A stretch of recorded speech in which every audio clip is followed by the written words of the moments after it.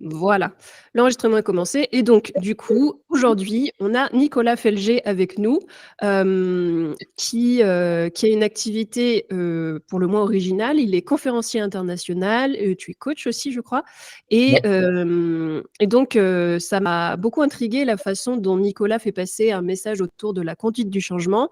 Il a une dimension, voilà, comme on le disait, internationale puisque tu es au Maroc, mais tu as travaillé avec plein de pays. Tu as aussi un parcours de vie qui est quand même assez intéressant, assez inspirant. Et voilà, donc il va dans les entreprises pour parler de conduite du changement, mais pas que. Il accompagne d'une façon originale les collaborateurs via une dimension très spectacle. Et voilà, je ne vais pas en dire plus. Je vais laisser Nicolas se présenter, raconter qui il est, ce qu'il propose aujourd'hui. Il a des visuels en même temps. Il va vous partager une présentation qu'il a en même temps qu'il a l'habitude, qu'il est habitué à présenter son activité. Et voilà. Donc pendant ce temps-là, vous avez le chat. Vous pouvez poser toutes vos questions. Soit on les prend en direct parce que ça s'inscrit dans le discours de Nicolas, soit on les garde pour la fin. Moi, je suis disponible dans le chat aussi pour répondre aux questions si jamais il y en a certaines auxquelles je peux répondre.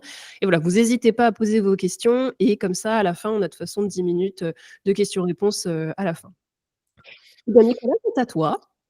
Bonjour à toutes et à tous. Je suis ravi de partager cette petite demi-heure de votre pause déjeuner avec vous. Merci beaucoup Marie pour ta confiance, pour ton intérêt et pour cette belle opportunité de m'intégrer en tout cas dans ta communauté.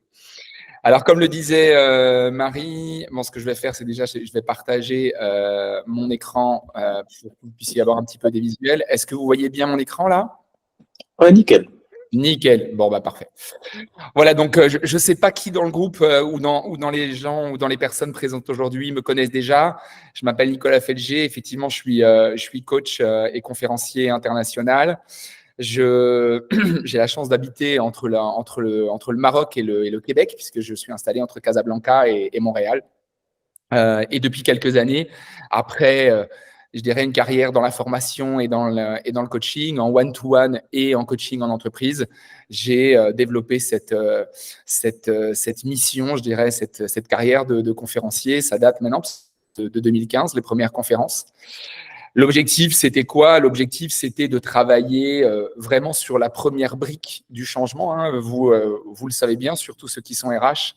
On sait qu'en général, tout ce qui est plan d'accompagnement, plan de formation, coaching individuel, coaching collectif, on a beaucoup d'offres et beaucoup d'éléments qui sont assez pertinents et qui nous permettent de transformer, d'aider, d'accompagner, de développer nos collaborateurs. Je me suis rendu compte après presque 10 ans dans l'accompagnement et dans le développement des équipes qu'il y avait une brique qui était soit rarement exploitée, soit difficile à aller craquer en termes de code, c'était la prise de conscience. Dès qu'une entreprise avait la volonté de vouloir mener à bien un programme d'accompagnement, de formation, de changement, etc., finalement, c'était imposé aux équipes et on avait de la difficulté à réussir à les embarquer et à les amener à créer cette prise de conscience et ce déclic, comme je l'appelle souvent. Et la conférence amène régulièrement à cette première étape, cette première brique au changement. Donc, on est moins sur la profondeur, moins sur la longueur, sur le quantitatif, mais on est sur la capacité du collaborateur ou de l'humain à réellement prendre conscience qu'il peut être amené à rentrer dans une dynamique de changement, dans une dynamique par rapport à l'entreprise, donc par rapport au collectif au global, mais aussi par rapport à l'individuel. Donc, j'aime bien commencer par la vidéo pour vous montrer de quoi qu'est-ce que c'est cette conférence, qu'est-ce que ça représente, qu'est-ce qui se passe dans la salle, parce que c'est après sur ces images-là et sur cette énergie-là que je vais pouvoir vous expliquer plus en détail en quoi ça consiste, quel est l'intérêt, quelle est la valeur ajoutée, qu'est-ce que ça apporte aux équipes, qu'est-ce que ça apporte aux collaborateurs et quel est le résultat de tout ça. Donc, normalement, si tout va bien, ça devrait fonctionner.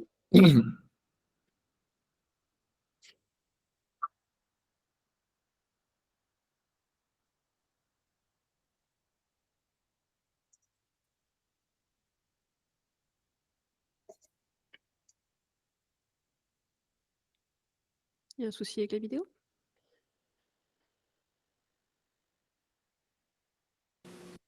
On n'entend plus le son, c'est normal. On a perdu Nicolas? Oui, je crois, je vous entends, vous. Ouais, je crois qu'on l'a bah, il a dû avoir un souci technique, il va se reconnecter. En plus, la présentation est toujours là, donc je sais pas Vous, trop ce qui vous voyez la vidéo? non, on t'avait perdu, on t'a récupéré, non, on voit pas forcément la vidéo. Non, on n'a pas eu la vidéo. Ah, vous n'avez pas eu la vidéo. Ok, alors attendez, j'ai prévu un plan B. Normalement, ça devait aller automatiquement. Alors attendez, j'ai une autre option et vous allez me dire si ça marche. Normalement, ça devrait marcher. Normalement, ça devrait marcher. Clic, clic, clic. C'est les joies de la technique, ça. C'est Oui, bah, extraordinaire. s'il y a pas un live Voilà. sans souci technique, c'est pas un live normal. Alors, est-ce que vous voyez maintenant mon écran là? Oui. Yes. Ok, alors on va la remettre depuis le début. Ça devrait marcher. Vous allez vivre avec moi aujourd'hui une réelle expérience. C'est bon? Vous êtes tous capables de sortir de cette zone de confort. Qui aujourd'hui aimerait atteindre un objectif ou faire un changement important dans sa vie? Levez la main. 100%. Yes! J'ai encore échoué. Quand on est face à une peur et qu'on arrive à la dépasser, notre inconscient nous donne des éléments pour une autre peur qu'on va devoir déplacer. La difficulté, des blocages que j'ai accumulés durant ces années. Tous les jours de ma vie à l'école, j'étais malade le matin. C'est toi qui mets de tes décisions, de tes choix, de ce que tu as envie de faire. Le fait de prendre des actions, à un moment donné, logiquement, obligatoirement, fatalement, ça devient ma réalité.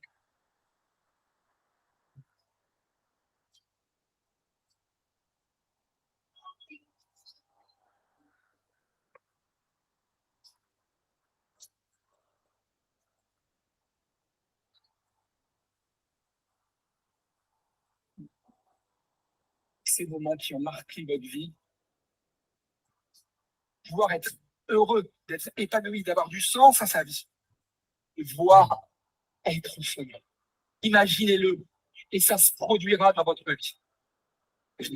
La meilleure version de moi-même.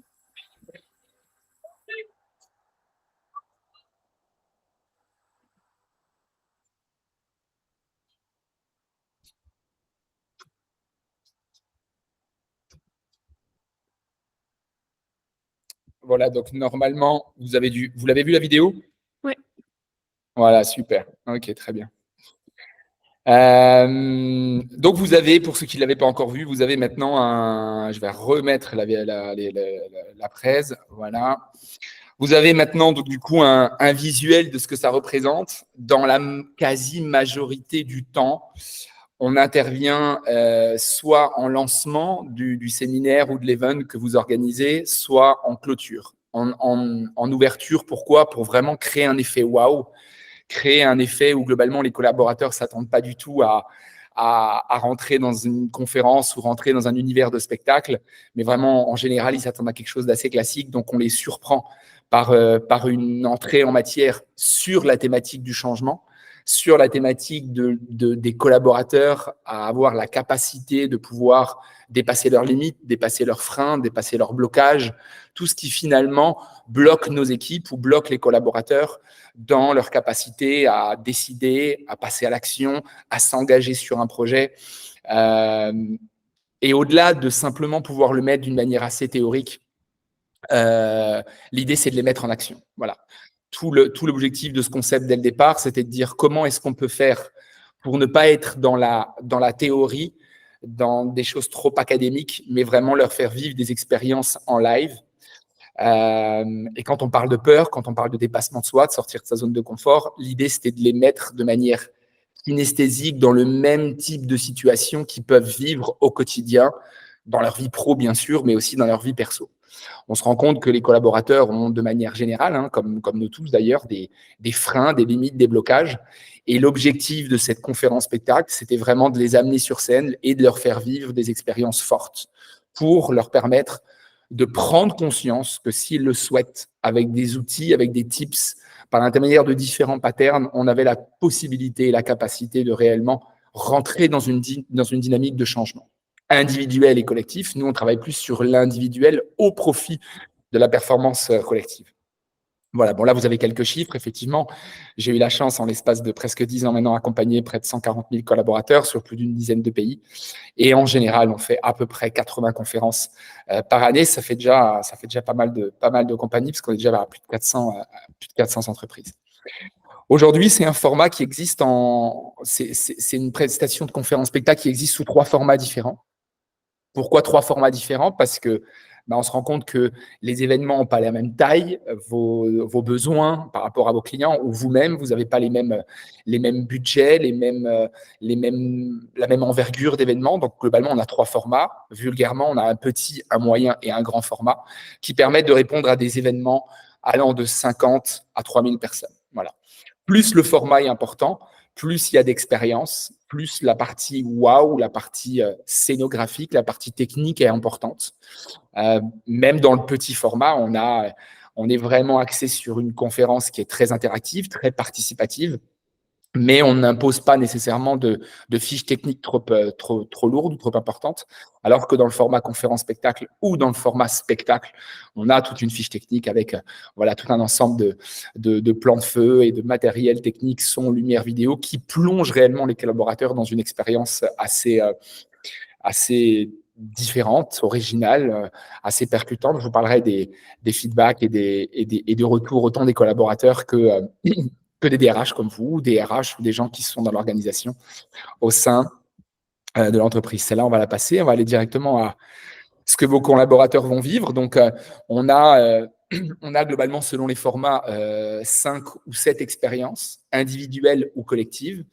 On a une expérience qui s'appelle les bocaux de la peur, où on amène une personne à dépasser ses peurs avec des reptiles vivants. Elle doit aller dans un bocal pour aller récupérer une clé. Dans chacun de ces bocaux, il y a soit des tarentules, soit des serpents, soit tout ce qui finalement amène la personne à dire dans 95% des cas, non, c'est impossible, je ne le ferai pas. Je ne mettrai pas ma main dans ce bocal-là. Et c'est à ce moment-là que la magie commence à opérer. Quand la personne dit c'est impossible, j'y arriverai pas, on se rend compte que avec quelques minutes pour accompagner la personne et lui faire changer de focus, lui faire changer d'objectif, elle y arrive in fine.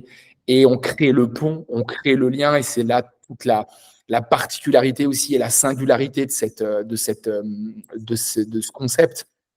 C'est que je crée à chaque fois le lien entre ce que la personne, elle vit sur scène, les blocages ou les croyances qu'elle peut avoir et ce qu'elle vit finalement dans l'entreprise, dans son poste, dans ses missions, dans tous les objectifs qu'elle peut se fixer. Et on crée le parallèle entre les deux versus j'étais pas capable et j'aurais été à 10 000 kilomètres d'imaginer que je pouvais mettre ma main dans un bocal avec un reptile vivant et finalement, je l'ai fait. Quel lien je fais avec ce qui se passe pour moi en entreprise? On a aussi une expérience qui s'appelle la flèche mortelle, où, comme vous pouvez le voir sur cette photo, la personne met une flèche sur sa gorge, elle doit la briser juste avec sa gorge. On crée le lien par rapport à ça, par rapport au fait de passer à l'action, même dans des situations risquées, complexes ou dans laquelle la personne ne veut pas s'engager, même si elle sait que ça peut être positif pour elle.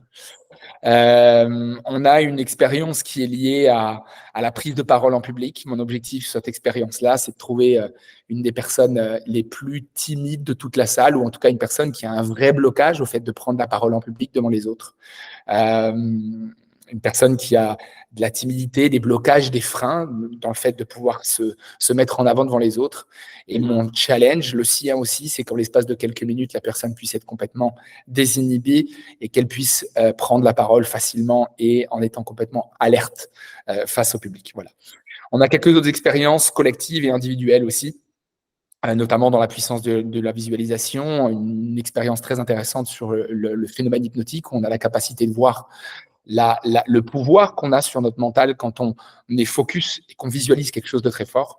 Et sur le grand format spectacle, on a une expérience qui est le saut dans le vide, où jamais une personne a tombé dans le vide les yeux bandés, et notre marque de fabrique qui est l'expérience phare sur le gros format, de pouvoir marcher sur des braises ardentes, la marche sur le feu, comme on l'appelle, sur une distance de 3 mètres.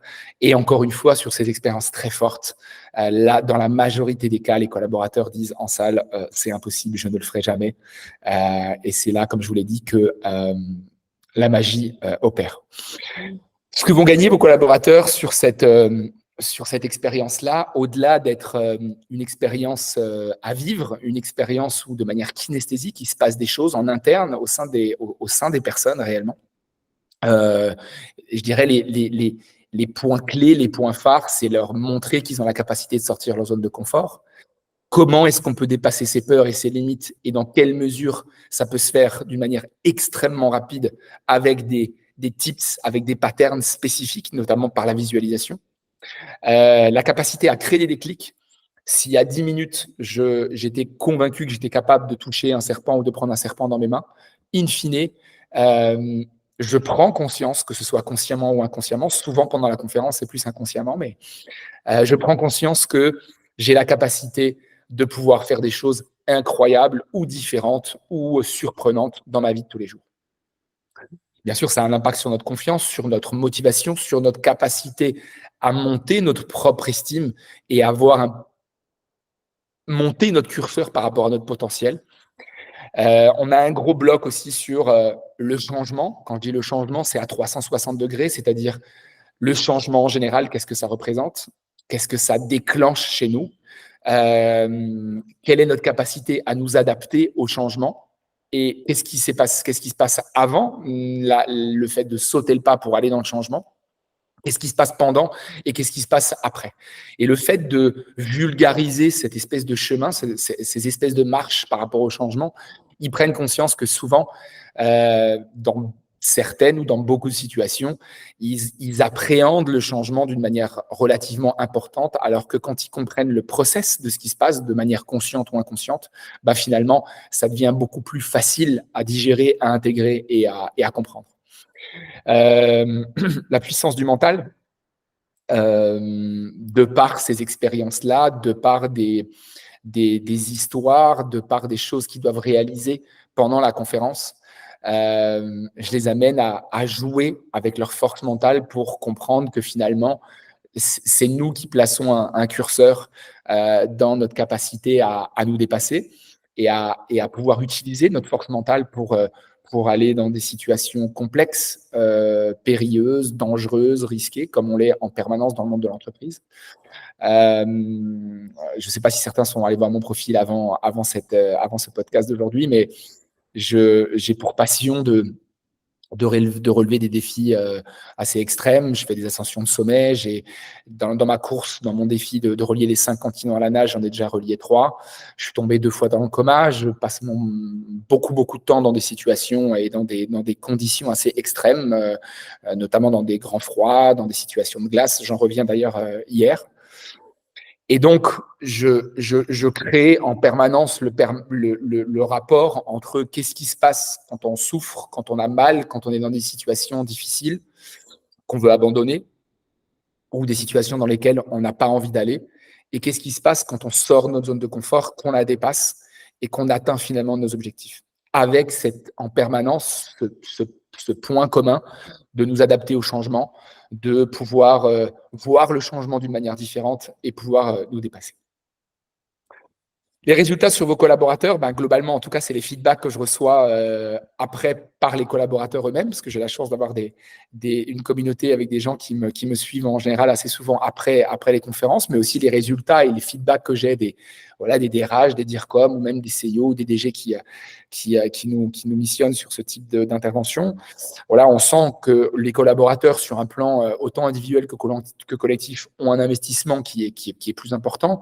Bien sûr, ça a un impact sur la confiance, sur la motivation, je vous l'ai dit, sur la capacité à être plus ouvert. Quand j'ai pris conscience que je suis capable de faire quelque chose sur lequel j'étais convaincu que je n'étais pas capable, forcément, ça ouvre une certaine ouverture d'esprit, ça ouvre un mindset, ça ouvre un champ des possibles qui est beaucoup plus important. On a un impact aussi sur la créativité de la personne, parce qu'en réalité, on se rend compte que dès qu'on ouvre à des basiques comme la confiance, la motivation, l'estime de soi, l'investissement, l'engagement, ça ouvre à un potentiel de créativité plus important.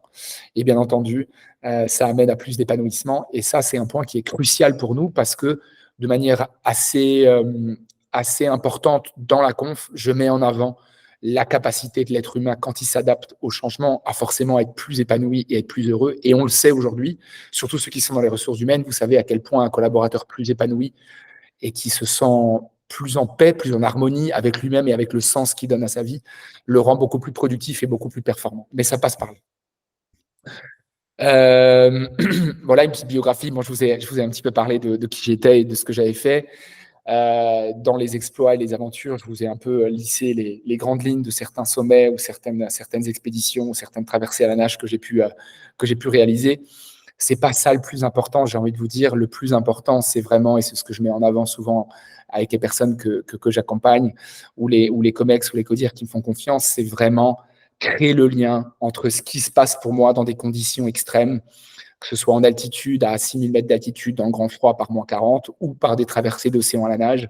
C'est créer le rapport entre les difficultés que peuvent avoir les collaborateurs en entreprise, les tensions, les limites, les freins, et ce que moi, je peux continuer encore à aller chercher aujourd'hui dans ma capacité à me dépasser, à aller dans l'extrême. Et il y a des ponts évidents et intéressants entre ça et le monde de l'entreprise. Voilà quelques témoignages collaborateurs. Alors bon, je ne vais pas en faire tout un panel, c'est pas l'objectif d'aujourd'hui, mais en tout cas, vous pouvez aller notamment sur mon profil LinkedIn, aller voir un peu tous les témoignages, toutes les recommandations de autant des collaborateurs qui ont pu le vivre que les gens qui ont pu vivre cette expérience-là. Et par rapport à ça, j'ai aussi une vidéo que je vais vous faire passer tout de suite. Mais je vais devoir réarrêter le partage, passer par là, voilà, parce qu'évidemment par le PDF ça passe pas. Hop. Fenêtre et témoignages. Voilà. C'était merveilleux, une expérience merveilleuse. C'est un très beau spectacle, vraiment, c'est la première fois qu'on voit ça. Franchement, c'était impressionnant. C'est impressionnant, c'est magique, ça n'a pas de mots. Innovant, étonnant, Je dirais exceptionnel. émotionnel, fort, ça captive, ça entraîne, c'est magique aussi, C'était quand même un moment extraordinaire. vraiment extraordinaire. C'était tellement intéressant qu'en fait, on ne voit pas le temps passer. Très, très grand moment. On a vécu un grand moment d'émotion. On a tous vibré avec les gens qui sont montés sur scène. Les effets sonores, les images, ça aussi, c'est trop beau. Et on a l'impression qu'en fait, on est dans de la magie, dans un lieu un peu qui n'est pas commun, en fait, et qui nous transforme. Le spectacle est magique, en fait. On a l'impression d'être dans un spectacle où il va y avoir de la magie. Mais cette magie est formidable parce qu'elle change les gens. Il faut avouer que Nicolas est très fort. Parce que devant sa force de caractère, il a l'impression qu'il peut transmettre quelque chose pour vous dire, tu sais, c'est banal, tu peux le faire. Et tout est possible. Et des notions du développement personnel. Là, c'est la mise en application avec des cas, des cas concrets, choses qui généralement on ne trouve pas ailleurs. Et finalement, ça parle à tout le monde, ça parle à toutes nos situations. Trouver dans les mots, dans les expériences. On est emporté par toutes les expériences auxquelles on assiste. Waouh, je l'ai fait. J'ai devant 500 personnes. On est capable, qu'on peut y arriver. C'est vraiment un beau message. Ce que je retiendrai, c'est qu'il faut oser. Ce qu'on retient, enfin, c'est tout est possible quand on se donne les moyens.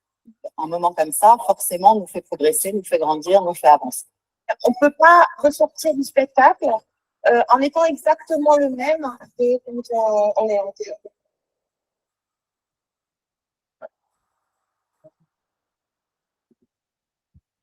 Voilà, je pense que c'est bon. Vous avez dû la voir a priori. Hein, ça doit être bon. Je reviens sur la présentation. Hop, on est presque à la fin. Ça devrait être bon. Donc voilà un petit témoignage comme ça vous donne un petit peu un feedback, une idée de ce que les collaborateurs peuvent ressentir ou voir ou vivre pendant cette expérience-là. Pareil pour les recommandations des clients. Là, vous voyez pas mal des DRH, directeur général adjoint, PDG, qui ont pu partager. C'est pas le plus important. Donc, comme je vous l'ai dit, si vous voulez vraiment y avoir accès, vous pouvez avoir accès à tout ça sur mon profil LinkedIn. On en a plus d'une centaine. Et voilà quelques personnes et quelques groupes qui ont pu nous faire confiance sur ces dernières années. Voilà. Je pense que j'ai usé de mon temps. Marie, je vais te laisser la parole parce que je crois que tu voulais faire une session de questions-réponses, il me semble. Ouais, bah, merci Nicolas, super intéressant et assez ouais, représentatif ouais, on comprend, mieux, comment ça fonctionne et ce que tu présentes.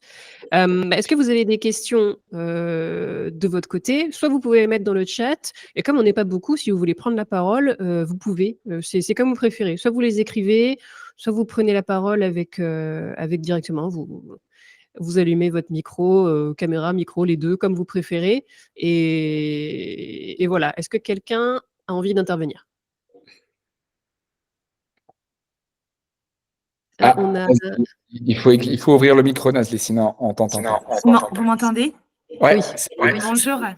Bonjour. Donc moi, je suis Nazli, je suis responsable des ressources humaines dans un centre de médecine du travail. J'ai trouvé la présentation très intéressante, merci.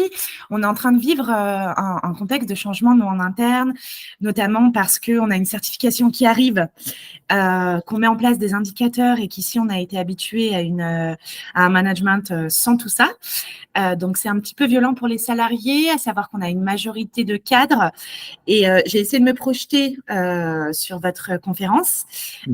Et en fait, je me suis demandé comment, sur une population qui est quand même pas mal désengagée actuellement, comment on arriverait justement à initier cet engagement pendant cette conférence et initier la dynamique de groupe et d'investissement. En fait, j'arrive pas à le projeter.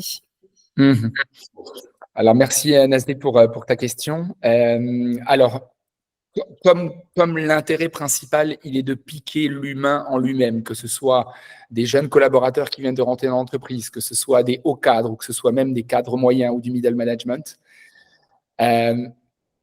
Ce qu'ils vivent pendant cette expérience-là, c'est leur propre capacité à accéder à leur plein potentiel et dépasser. Vous avez dit que l'énergie globale en ce moment, elle est conflictuelle ou désengagée. C'est ça que vous avez utilisé comme mot. Voilà. C'est ça, Okay. oui.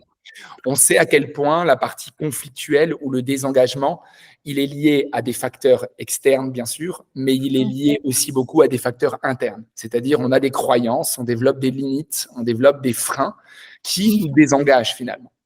Ce qu'on va travailler pendant cette expérience-là, pendant 1h30, 2h moins le quart, en moyenne, c'est le timing, c'est justement leur capacité à changer le focus et à être beaucoup plus focusé sur le positif, sur l'avenir, sur notre capacité à nous adapter au changement, plutôt que sur des choses négatives. Et de la manière où ça a été écrit, la manière où le storyboard a été fait, c'est qu'en l'espace de quelques minutes, très vite, je les sors des plaintes, des contraintes, des limites, des c'est pas possible, c'est j'y arriverai pas, c'est trop ambitieux, c'est oui, mais on a eu des problèmes, etc. Vers OK. À partir de maintenant, comme pendant longtemps ou peut-être toute votre vie, vous vous êtes mis des limites, des freins, des croyances. Essayons de changer le focus.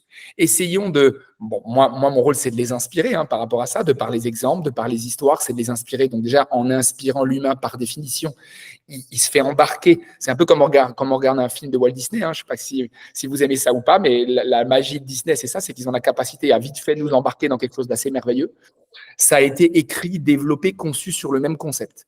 De très rapidement changer leur attention de manière à OK, c'est un peu morose, c'est désengagé, c'est pas bon, on a des risques, on se sent pas bien, versus OK, pendant 2 heures, vous allez poser cette partie-là de votre cerveau et je vais vous embarquer vers quelque chose d'autre.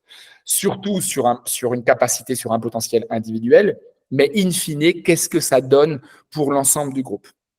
Et très rapidement, et après c'est développé par différents tableaux, différents outils, différents axes pendant l'expérience, mais globalement c'est OK. Si je change mon focus, si je change mon attention sur ça et que j'y mets plus d'aspects positifs et je le visualise, in fine, ça va changer ma capacité à m'impliquer et à plus m'engager au sein du groupe et par moi-même aussi. D'accord. Est-ce que j'ai répondu à votre question? Oui, merci. J'ai encore des petites interrogations. Quand vous préparez ce genre de conférence pour les entreprises, vous vous imprégnez du contexte actuel, vous vous imprégnez des postes ou vous partez vraiment sur une feuille blanche et comment vous vous organisez de votre côté? Alors, c'est une très bonne question. La conférence, elle est écrite, l'expérience est écrite. C'est-à-dire qu'on a un storyboard avec des expériences de A jusqu'à Z. Hein. Je sais où je commence et je sais où je les emmène. Mais par contre, effectivement, je customise mon intervention avec les couleurs, avec les codes, avec les enjeux de la société. Quand je dis je customise, c'est pas au niveau des images, mais c'est dans ma sémantique, dans les mots que je vais utiliser. Plus je vais m'approprier votre culture et vos enjeux et vos problématiques, plus dans les exemples que je vais donner, bah, ça va avoir un impact et ça va avoir un effet levier sur « Ah ouais, ok, il nous parle de ça, mais en même temps, il nous a dit ça qui est en lien avec notre entreprise d'aujourd'hui. » Donc, effectivement, je m'adapte et je customise. Et plus j'arrive à customiser, plus j'arrive à embarquer encore plus en profondeur les collaborateurs en face de moi. Ouais, c'est ça. Oui, c'est ce qui me semblait aussi. Et la dernière chose que je voulais ajouter, c'est notamment, je trouve que les animations sont assez intimes, notamment la prise de parole en public. Vous parliez de prendre une des personnes les plus timides. Moi, je me dis que ça pourrait être vécu vraiment comme de la maltraitance chez nous. Je ne sais pas comment vous arrivez à gérer ça, parce que ça reste quand même des collègues de travail, donc ce ne sont pas des amis, des proches. Et c'est vrai qu'il y a des choses qu'on n'ose pas faire, dire. Quelle est votre plus grande peur? C'est peut-être des choses qu'on n'a pas envie de dire devant ses collègues. Je ne sais pas comment vous appréhendez cet aspect-là. C'est incroyable de savoir que je suis payé pour maltraiter les gens quand même. Non, c'est pas ce que je dis, hein, mais nous, en interne, je suis persuadée que ça pourrait être vu comme ça. Alors Nasli, merci. C'est vraiment pertinent parce qu'effectivement, la personne qui monte sur scène, elle se met vraiment à nu. Et parce qu'elle se met à nu et qu'on voit on est dans de l'authenticité et dans de la pure transparence, c'est ça qui amène en réalité la magie. Sur l'expérience de Michael Jackson avec la prise de parole en public, effectivement, mon objectif, c'est pas de trouver une des personnes la plus timide de la salle, c'est trouver la personne la plus timide de toute la salle. Mais pour aller dans votre sens, qu'est-ce qui fait la grande différence? La grande différence entre maltraitance et créer de la magie, c'est que c'est la personne qui a décidé de monter sur scène. À aucun moment donné, moi, je force une personne à monter sur scène. Qu'est-ce qui va se passer? Sur chacun de mes tableaux, je vais amener un certain nombre d'éléments, d'abord visuels et de contenu. Et à la fin du tableau arrive l'expérience. Qu'est-ce qui se passe pendant ce contenu-là?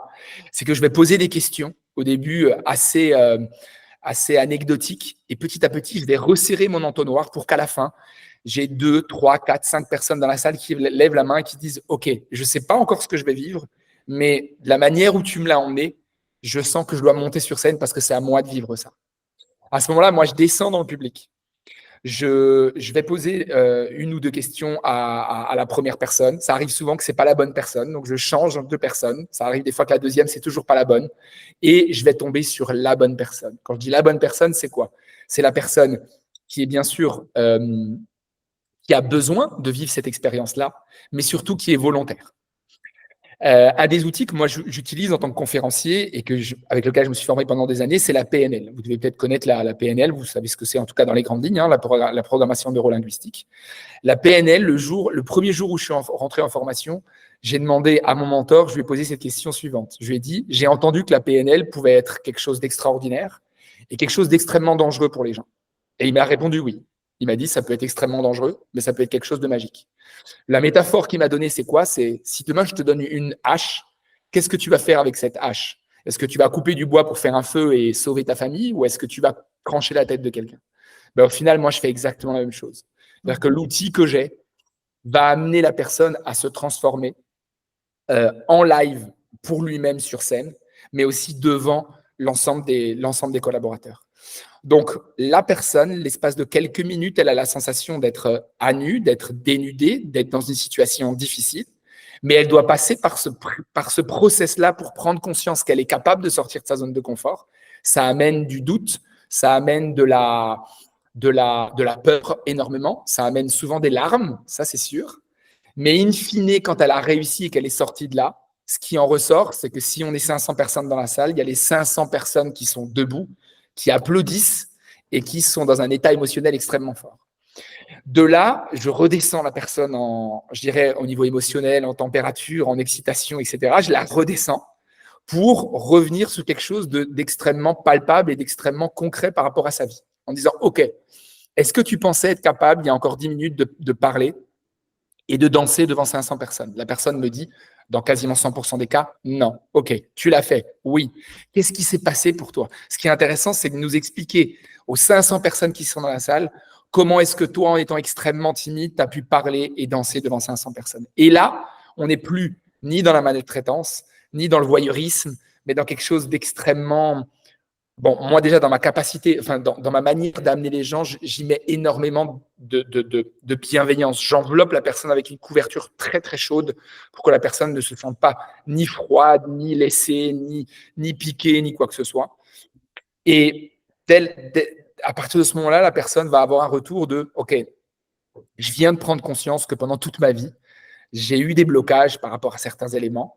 Et finalement, c'est des blocages qui soit n'avaient pas de sens, soit étaient beaucoup plus importants que finalement ce que j'imaginais. Ça veut dire qu'à partir de demain, consciemment ou inconsciemment, si j'ai été capable de chanter ou de danser ou de parler devant 500 personnes, demain, dans mon job, j'ai la capacité, dans ma mission, dans mon poste, j'ai la capacité de prendre la parole et de faire une réunion devant 20 personnes alors que je ne l'ai jamais fait.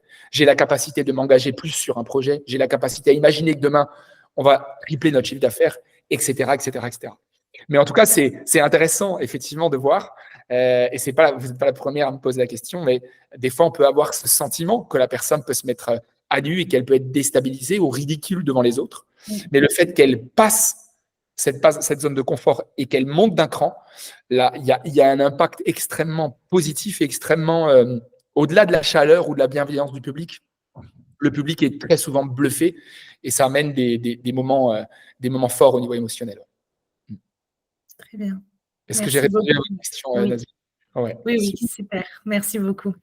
Merci Avec Nazli plaisir. pour les super questions. C'était les questions que j'avais aussi si jamais on n'avait pas de questions qui venaient. Donc, je pense qu'au niveau des RH, les questions qui peuvent arriver très vite, ça va être le côté comment je fais si mes collaborateurs sont réfractaires? Comment je fais s'ils veulent pas venir? Comment je fais s'ils font… Parce que, alors, je sais pas si c'est spécifique à la France. Ça m'étonne pas trop qu'il n'y ait pas que des gens qui soient situés en France qui soient là. Ça m'étonne pas non plus que ce soit une dimension internationale parce qu'en France, on a quand même un côté très comme ça.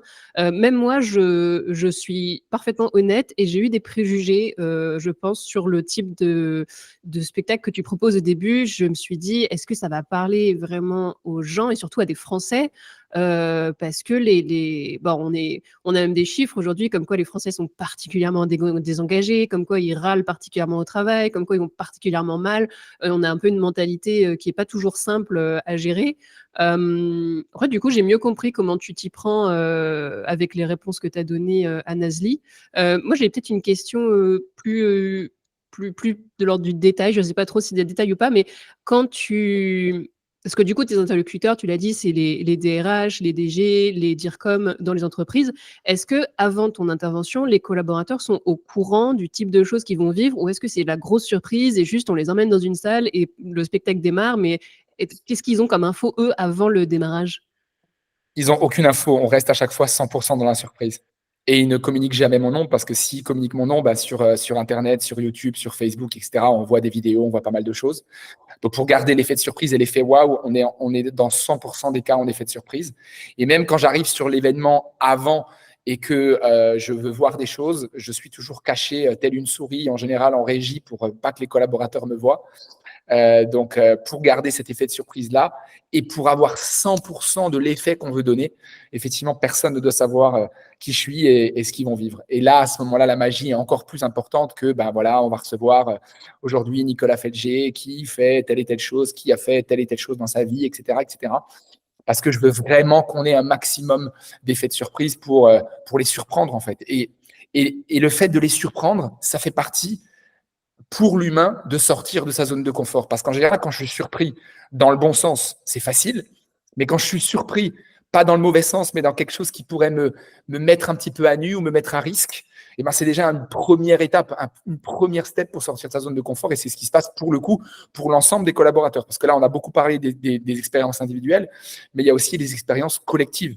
Et les expériences collectives, même s'il y a 1000 personnes dans la salle, tout le monde participe. Donc, les gens restent à leur place, bien sûr. Hein, les 1000 personnes ne viennent pas sur scène, mais les gens restent à leur place, se lèvent, ils sont debout sur leur chaise et ils vivent une expérience ensemble de développement personnel. Quand avant tu parlais, c'était intéressant, Marie, quand avant tu parlais de la spécificité, par rapport à la France. Bon, moi, j'ai la chance d'intervenir aujourd'hui sur 3 continents différents en francophonie, donc Afrique du Nord, Europe et Amérique du Nord. C'est sûr que quand je suis sur scène à Marrakech, à Casablanca, à Montréal et à Paris, c'est pas la même énergie, il n'y a pas la même culture, etc.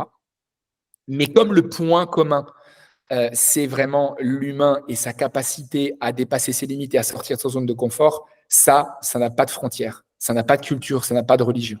Bien sûr, l'énergie peut être différente. Quand j'arrive à Montréal, avant de monter sur scène, les gens sont déjà en train d'hurler et de crier, ce qui m'arrive jamais en France, par exemple. Non, En France, je dois d'abord faire mes preuves, les 10-15 premières minutes. C'est plus compliqué, ils veulent voir, ils veulent entendre, ils veulent comprendre, etc. Et quand je suis en Afrique du Nord, comme au Maroc, en Tunisie, hein, Kérim qui est là de Tunisie, ça m'arrive assez souvent de me produire en Tunisie aussi pour des grands groupes, notamment dans la pharmaceutique ou dans l'automobile ou dans les télécoms, etc. Bon, bah là, c'est pareil. Au début, il y a une réfractation qui est assez importante. Hein. Bon, déjà parce que je suis français, que je suis pas d'Afrique ou du Nord Maghreb, mais j'ai appris avec le temps à pouvoir rapidement aller au-delà d'une culture ou d'une couleur ou d'une religion et vraiment parler d'humain à humain. Et finalement, ce que je donne, c'est ça.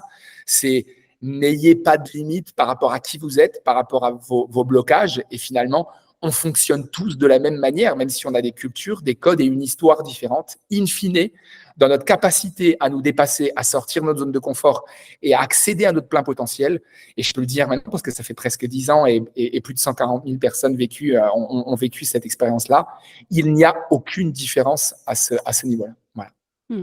Mais c'est top, en effet, qu'il y ait la surprise. Je pense que ça change beaucoup, peut-être surtout sur un public français qui… Je me dis que des Français, si on leur laissait le choix, peut-être qu'ils seraient trop réfractaires et qu'ils tenteraient même pas le coup. Et pour avoir vécu, moi, dans ma vie, des expériences similaires, mais plus sur un volet spiritualité, je suis assez spirituelle dans ma vie et j'ai pu vivre des stages assez intenses avec ce type d'expérience, avec peut-être des choses encore plus intimes. Si je l'avais su à l'avance, peut-être que ouais, j'aurais eu trop de peur, j'y serais pas allée, j'aurais refusé. Que là, comme on a été plongé dedans direct avec les 2 personnes qui organisaient le stage, qui avaient vraiment accompagné le truc pendant plusieurs jours, on était immergés, tout ça. Le fait de pas savoir avait été bien plus intéressant que si on avait su. Certainement qu'on n'aurait pas été dedans de la même façon. Donc très bien qu'ils ne soient pas au courant. J'ai une dernière question avant qu'on clôture, sauf si quelqu'un, j'ai vu qu'il n'y avait pas forcément de question qui était passée dans le chat, si quelqu'un veut prendre la parole avant qu'on clôture dans 5 minutes, c'est le moment. Sinon, j'ai une dernière petite question. Tu as parlé beaucoup de grosses assemblées de 500 personnes, de 1000 personnes. Est-ce que tu interviens aussi sur des assemblées beaucoup plus petites? Et la question que je me pose, c'est quoi l'assemblée la plus petite que tu aies vue? Et est-ce que tu as observé les mêmes résultats que sur une grosse? Ouais. Alors, comme je vous le disais tout à l'heure, on a 3 formats différents. C'est important de le souligner, effectivement. On a un petit, un moyen et un grand format qui vont pour des assemblées entre 50 et en général 3000 personnes. Quand je dis 3000, c'est qu'on n'a jamais fait plus que 3000 en une seule date. Et donc, en fonction de ça, on a 3 formats avec 3 fiches techniques différentes, avec 3 budgets, bien entendu, différents, qui n'ont absolument rien à voir les uns des autres et qui permettent à des petites assemblées. Quand je dis des petites assemblées, pour nous, c'est entre 50 et 300 personnes. Voilà, pour nous, ça, c'est des petites assemblées, des petites salles. Entre 300 et 700-800, c'est des assemblées moyennes, des salles moyennes. Et au-delà de 800 000 personnes, c'est des grosses salles. Est-ce qu'on voit une différence? Oui, on voit une différence, bien sûr. On voit une différence sur l'énergie globale dans une salle. Quand elle est grande, l'énergie est beaucoup plus puissante, beaucoup plus forte, mais elle est beaucoup moins intime. Quand on a des salles plus petites, l'énergie est un petit peu plus basse, mais par contre, elle est beaucoup plus intime parce que les gens, des fois, même limite, pas prennent la parole, mais se libèrent plus et sont plus à même à participer. On est un peu comme dans une famille. Enfin, en tout cas, moi, 100 ou 200 personnes, ça reste des toutes petites salles. Donc, globalement, on est sur quelque chose de beaucoup plus intimiste. La plus petite salle que j'ai fait historiquement dans ma vie, c'était 35 personnes. En général, je ne fais pas en dessous de 50. Mais on l'a déjà fait à 35, 40, c'est plutôt rare, mais forcément. Donc, il y a encore plus d'intimité. La salle est plus petite. On est plus dans un espèce de cocon, un peu comme si on était dans une famille ou dans un groupe de potes. Voilà, ça marche aussi. Mais au-delà de ça, en dessous de ça, c'est compliqué parce que ça reste quand même un format conférence. Voilà. Mais Ok. effectivement, pour les assemblées, les petits événements, ça fonctionne aussi très bien. D'ailleurs, la région, je dirais, du monde qui nous inspire beaucoup pour ça, c'est l'Amérique du Nord, au niveau du Québec. Ils ont un format qui pour moi, est un format qui marche extrêmement bien.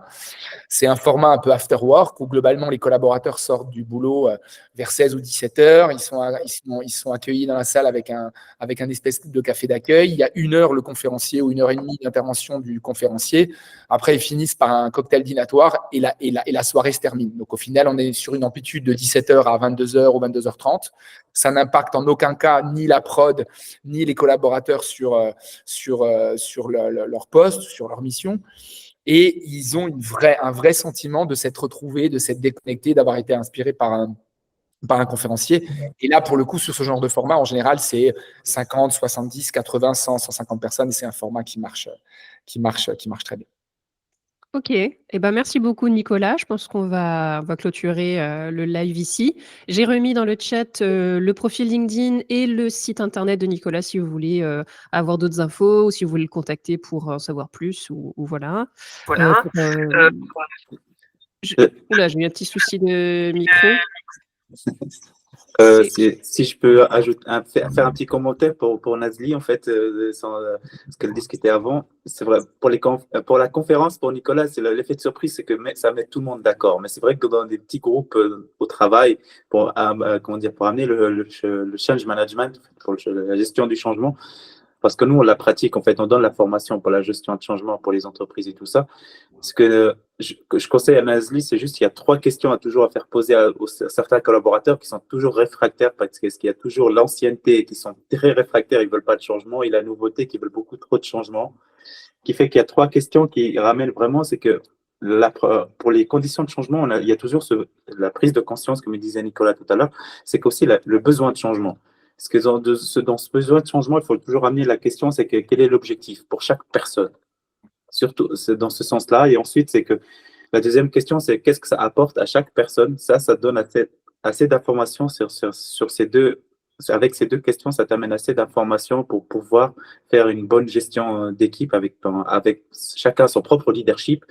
Et après, avec la troisième question, c'est, comme il dit, c'est la capacité au changement. C'est est-ce que je suis capable d'apporter, est-ce que je suis capable d'assumer ce changement? Et cette question intérieure, cette gestion personnelle de chacun des collaborateurs doit faire dans ce petit groupe, t'amène toutes les réponses qu'il te faut afin de pouvoir mieux amener le changement, que ce soit avec des nouveaux indicateurs, que ce soit avec des nouveaux outils de travail et tout ça. C'est vraiment ces 3 questions peuvent te résoudre à peu près, on va dire, 60% du problème. Après, c'est une question de leadership, ça, c'est chacun fait comme il peut. Voilà, j'espère que j'ai appris. Je t'ai amené un peu de réconfort là-dessus. Moi, ce qui m'intéressait beaucoup, c'était la façon que Nicolas appréhendait les personnes que tu faisais dans tes conférences, et ce qui m'intéressait le plus. Nous, comme j'ai dit tout à l'heure, on a cette formation qu'on impose, ça, je suis l'un de ceux qui la donnent aussi. Mais ta façon de faire, Nicolas, vraiment, je trouve que c'est pour les grands groupes et tout, elle est super. Je pense que c'est quelque chose qui impacte beaucoup de gens. Et je pense que les gens, quand ils sortent de là, ils sont tous motivés. Merci pour ton feedback, Kérim. En tout cas, merci beaucoup. Merci beaucoup, Kérim. Merci beaucoup tout le monde. Donc, comme je vous disais, je vous ai remis les liens dans le chat. Et puis, je vous souhaite une bonne après-midi. Et puis, on se retrouve sur les réseaux. Hein. N'hésitez pas à m'envoyer des messages sur LinkedIn si vous avez envie de rebondir, ou à Nicolas si vous avez envie de continuer la discussion avec lui. Je vous remercie d'avoir été présent et d'être resté jusqu'au bout. Et voilà, je vous souhaite une très bonne après-midi, peut-être dans un prochain live d'ici quelques semaines ou quelques mois. À bientôt tout le monde. À bientôt, merci. Merci de votre confiance. À très bientôt, j'espère. Merci à tous. Ciao, ciao. Hop, je vais juste couper l'enregistrement.